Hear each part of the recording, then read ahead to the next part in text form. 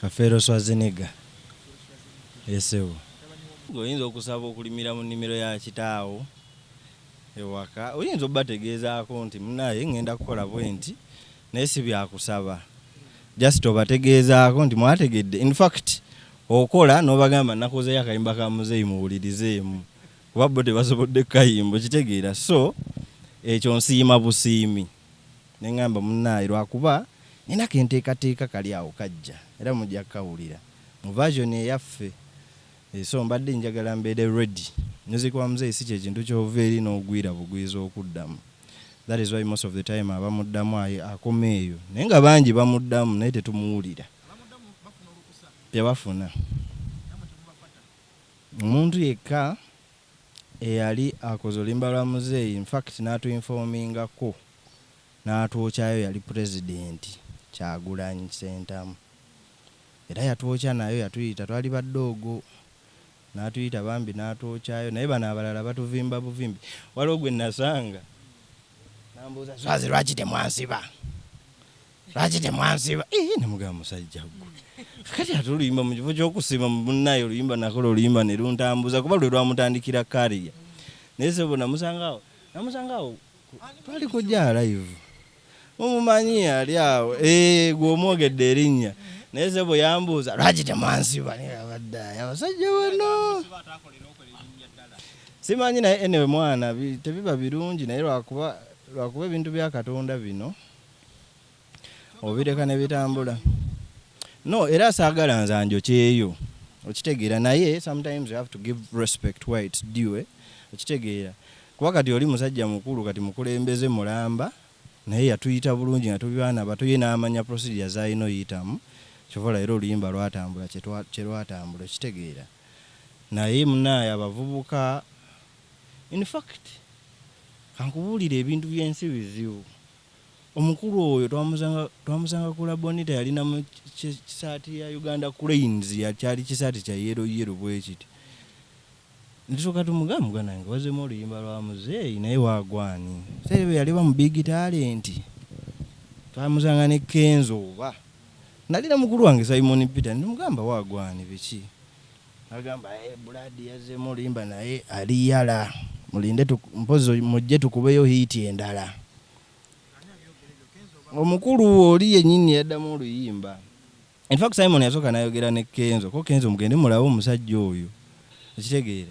Nenga just mubuuza wakoze otya how are you planning? Yes, okitegeera nga tewali amusabye nayo nti banjo kyayo. Then after lumukolera n'afuuka na big boy emyaka ne giyitirawo ddala okitegeera. Kati ebyo lwaki temwansiba? Namusanga kujja live era naye nalinze mu byange. Kati omuntu yatugamba luli nti mwana twandikozeyo kayiti akalala alira ku kisaati kya yero ku luno ng'akuvimba buvimbi. Lwaki temwansiba?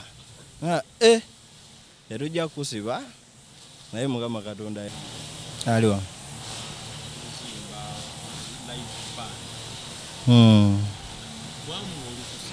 Banaye kambere clear tewali muntu waliwo abantu bentuula nabo personally nangamba omanyi njagala kuddamu luyimba lwa muzeeyi tukole tutya. Ne mugamba procedures zina babo ne tutegeeragana oluusi ne babamu ne balemerera oluusi okitegeera. Naye abantu bamulaba bagenda bayimba ennyimba za muzeeyi zonna tekuli yali afunye lukusa. It wouldn't be bad kambabuulire kuba n'ennyimba za Michael Jackson baziyimba. Ne Zara Kedube baziyimba okitegeera. It wouldn't be bad. Naye wekigenda commercial you have to get kiringa kati tujja tuuka ekiseera nti tosobola kuteeka wali mudaala gwa nnyaanya nga tosasudde bannannyiniwo. Yadde naawe oyagala ofuna okitegeera neera noono nannyini kifa kugamba sasula ka ground rent oteekewo akadaala ako osobole okukola kyoliisa abeewo. So most of the time n'olukusa luno emikisa wogijja mu lujja ne byotunda bijja kuba nga bikola ki. Oluusi ne tukugaidinga kuba nange ndi musajja muyimba music muyimba ku live band okitegeera. Ne tugaidinga nti olimba oba oluzzeemu kati waliwo ababiddamu banne n'owulira nga n'obusungu bukuluma. N'omutunuulira toyina kyogenda mujjako toyina gyogenda kutuuka nnyo naye okitegeera my brother. Kagambo kikosobola okugamba omukulu yaddamu oluyimba n'akola hit just kagambo kamu k'oba omugamba oba abantu bamuyigireko kigwa kyeyakola abayimbi balina kweyisa batya? Nze simwana simanyi sinabye mugamba yamanyi kati omuntu omukulu gwoba ogenda mugamba kyoli wampisa ze nnungi oba nnungi just yamanyi mwana just nze ekyo nkyogedde lwa nsonga mumbuuzizako ebintu music ani amuzeemu ate kati abantu be bamanyi abamuddamu y'omu ku bo walumbezaya gwe kakati kankubuulire ng'oyagala okakasa nti olwo oluyimba lw'amaanyi ne we tuyimiridde wano balukuba wano we tuli kubanga waliwo afudde okategedde balukuba ge maanyi ge lulina lugenda bbeerawo paka omulala ne waluddamu paka okitegeera we just maanyi ge ate kati muzeeyi amutambuza maanyi ge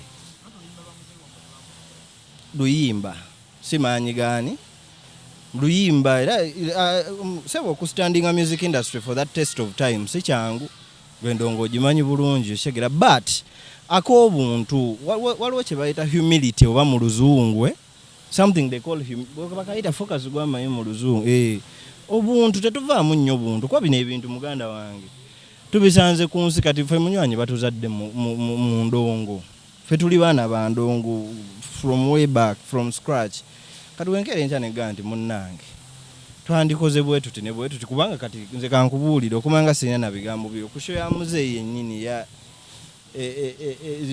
zino sho zetutera okukola okujjukira muzeeyi waliwo ebintu bye wandikoze just for just okitegeera waliwo omusajja gwe nakubirako essimu muyimbi w'amaanyi nnyo wano naye sijja nnyo kumentioninga mannya wallahi yantiisa wakabi gwe manya wano mujja e Kampala ayinza oba wa miliyoni nga 5 ku 7 negayi yavuga kawundo ye namwekanga mabega wa kisaawe nga ndi mabega we nti nabula okukaaba amaziga naye kati talina na maanyi ga muzeeyi gayimiriddeko nti oba anything of the sort okitegeera naye omukulu namukubirako n'essimu of recent nti munaye sho ya muzeeyi neyo okumujjukira tubaye twagala na muzimba tereeza wowe biki mujja kumpa miliyoni zaali 3 yaŋŋamba 3 nemuga omanyi buladi nina miliyoni mmeka 2 naye jangu nkwatire muwone enkoko njiru amafuta ga 8,000 gakutwalawo nodda okitegeera nga yaŋŋamba mwana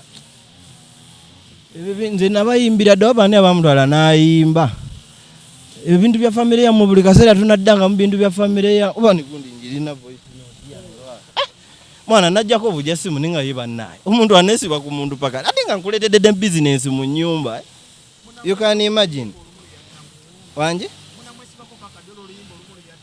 no you're in business guno mulimu tuli mu business nze sizeewo okuleebeeta muganda wange sikusabiriza okitegeera we're in business full stop ze wemba nzizeewo kyogamba muganda wange gw'oli n'akeera enkya n'agamba nti engeri gy'oli ggwe owange kankukwatiremu bwe nti ogaana n'okusituka era okujja naye oba toli bize okitegeera saagadde ate emboozi eno tugifokasinga ennyo ku muntu omu naye nga waliwo ebintu naawe bikuyitirirako noga kino oba nkyogere nti ate nga ebimunze mbituddeko kati mbituddeko kuva oyo walumbeza yawe yafuluma that was way back myaka emeka egyo mingi okitegeera kale omuntu watuukire okuwugira right now lwakubeera ekibozi gwakireese bwoti yonna gye kinaatuuka aizulu naye gwe manya si birungi mwana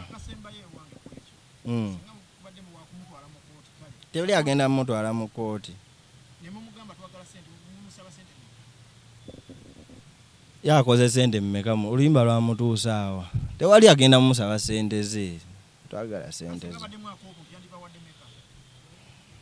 omubanda yatookyayo ebiseera ebyo mubanda yatookyayo 3 esaawa zino tumuteke ku minzaani tumuleke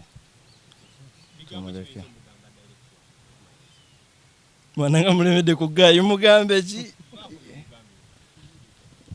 just ka humility ka buntu just kubanga mwana katonda wakujja wansi eyo muganda wange ffe tukulidde mu nnaku katonda wakujja mu mbeera eri ekisaati kya yero n'akutuuzaako mu Range Rover boy tyanga ebintu by'ensi eno boy si byangu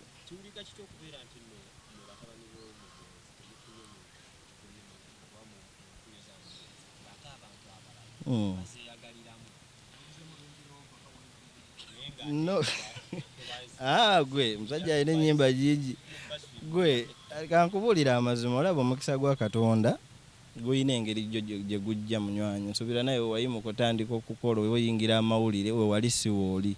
So to me music has been a journey, bro. Music has been a journey from way back 2012 mbadde nkuba ndongo ne muganda wange ono kitegeera. So Mukama Katonda wanaaba yagadde otutuusa watutuusa ajja tutuusaawo naye era nga we tuli sofa si wabi. Thank God n'abawagizi baffe focus mwebale nnyo music mumukuba nze mulaba oluusi ne mba sikugambye kitegeera. So abafunyeemu bwe budde bwabwe ekitatta muyima ekimala nte kategedde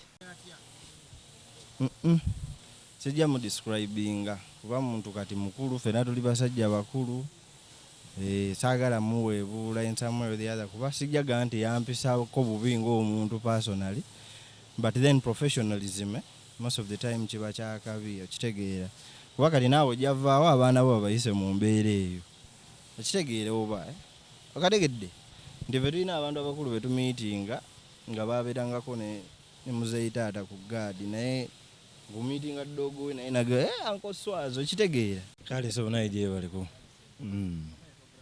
Kafero Swazinega yesebo mpola muganda wange nga mwendi tutetenkanya nga obimanyi mpola yenze Jermaine ow'amaanyi siri muganda we ndi muganda yo muziki era sitimba muganda we oba muzungu wange eyo muzungu tuli ba luzungu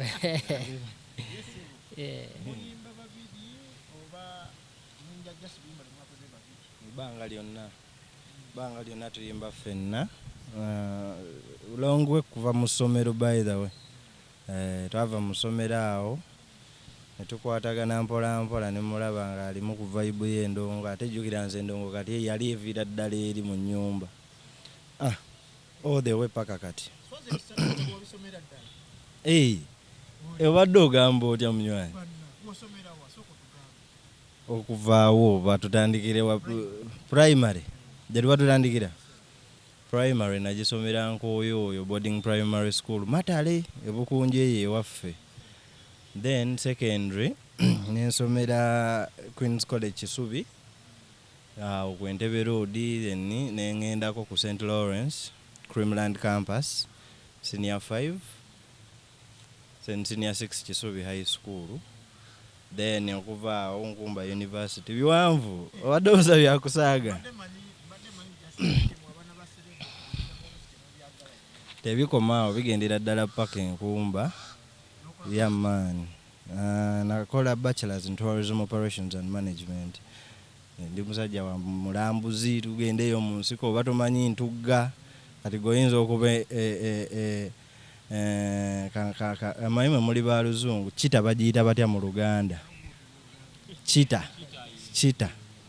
kita yengo basi webali kati engo nkirala namunda giye kita so kati osanga abantu nga tebabyawula ndowooza naawe okirabye kitegeero mala kyetegereza so in some way or the other byenkola then music era nga wobiraba bitambula mpola I practice nze nasomerako Kazo primary yali Kazo parent school nenvaawo nengenda ku St. Louis College go Busabala Road nemala nengenda Kisubi High omukulu ono gye yansanga nze nakusanga gwe wansanga ssebo by the way wenava ku Creamland nze namusanga neera nomala naawe nonsanga nemala nemusanga kati awo okuyimba nayingiza mune mu kyokuyimba yali ono actually ono yali dancer yali dancer era nga baserebu nnyo naye nga nze ntuula mu kasonda kange ne mbatunuulirawo enti kati after some time ndowooza twali tumaze sukuulu awo oba kati mpulira omusajja alina obuyimba bwe yalinanga obuyimba bwe bwamuumuunyamu bwa laavu ne mugana naye gwe gaayigwa olaba ndowooza wali togenda nkona mu studio kitegedde nze nga mmanyi studio gye ziri nga nayingira dda mu bantu eyo kitegeera ne mugabo manyi twandigenze tukolayo akayimba Mpola mpola bwetu te muganda wange so Katonda adde mulungi nakati tukyakuumaganye from way back 2012 nego kimanyi tutandise okukaddiwa 2012 myaka egyo mwana yali omuvubuka omuto kati wa myaka eme kuba endongo akapera akaliwa Namakuchile di Mariamu, baby. Gwe muli walinda, mumutima gwange, ye gwamanyije wagutwala, obulamu bwange. Chobo tute otwale gwakuma. Gambale sengende yonjiye gwalinda. Baby, omujima gwange. Nange nyimbe. Wakapera kabakama.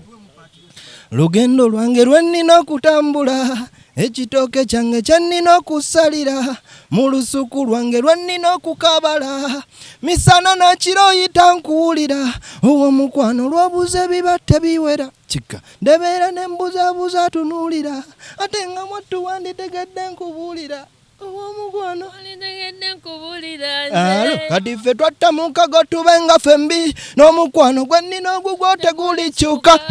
Wansensera mu nnyingo wammenya dda, katubigambe ne bakadde bo tebirikyuka. Songo wacha laba bifuuse weebiti, wanjagala luli nga ndaga ya muwaleti, nga tomanyi nti biriba bwe biti, ne mukama wa kisala batufudde bwe tuti. Alibani alibani ffe tuluwandiika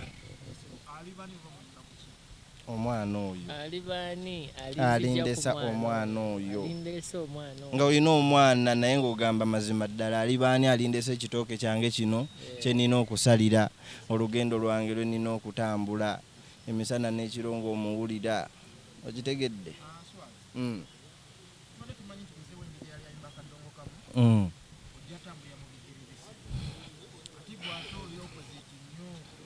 Naye era ntambulira mu bigere bye. Nanti si nze ye muganda wange. Nze Swaziniga, oli ye Kafero Prince Paulo Job, the golden boy of Africa. Kati nze Swaziniga. Anyway, for clarity bambi nze nali njagala nkole kyensobola. Omanyi buli omu aba nekyakola ki? Nekyasobola. So, the style of music I do is my own style. Si kirungi nnyo kukaka kintu kyotaabe kuba n'abamyaka gyange bayimba kadongo kamu gye bali well and good, naye kati nze ndambulirawo kubanga olaba ebintu bino munywanyi most of the time abantu nga nawe wogambye nti totambulidde mu bigere bye, okitegeera, so batujajingiraawo naye nga omulimu gusigala gwe gumu. Wane Uganda problem gye tulina nti omwana w'omuyimbi waavaayo ayimbe, omanyi ebitandika okujja mu mitwe gy'abantu, aganye osoma, tajja yimba, ayagala kufaanana kitaawe, okitegeere, naye ng'ate omwana wa generaali waafuuka jeno kiri nnomu, okitegedde, omwana wa jeno era bamusapootinga nnyo bajeno banno, omwana n'ayingira n'afuuka jeno. So olaba nti that family gundi eyo kirungi nnyo gitwala kubanga it's the best business. Bw'obanga wagisangawo nga bazadde bo batambuza, then nawe no adding okwo. So nze that is what I do. Nkuba raga, nyimba zuuku, nkuba afrobeat, ne kadongo kamu muyimba nkuyimbiremu. Ngawe nalaga nti nja kukyusa, nkwate mu lugendo kudda gwe nkubira mu ngalo. Zizino zindese, era nvudde bukunja mu kyaggwe booti, gendera ku beat. Nalaga nti nja kukyusa, ngendo kuddeno, zizino zindese, era nvudde bukunja mu kyaggwe, kinyongera essanyu bannange, nga mbasanze mu mbeera eno kwenense tuwungula ng'obwatu, Mukama yeebala tekyakkuuma. Oyo si kadongo kamu? Gye bali kiriya. Bamuze gye bali nabo bali fit. Byaggwe ebyo byaggwa byatutuusa gye byatutuusa yonna mwabirabeera, naye Mukama yali mulungi. Omusango bagusaala ne bwe bati. owa ekigambibwa nti famire yammwe mubadde muyita mu mbeera musinga etya batwala ennaku zino embeera eryekira ebintu byo babitwala ne babitumalako ebisinga naye weetuli twasigazaawo ebyatukuza era weetuli ebyo most of the time muganda wange biba mu family webanga era buladi kankubuulire olinayo ku baana olina abaana ati olaba abaana bo bateeketeeke nga tebali eno side na side ekitegeera most of the time olaba baganda bo bajja kulya ebintu by'abaana bo naawe okakasa ffe ebintu byaffe baganda ba muzeeyi babirya byonna babirya naye ne tuguma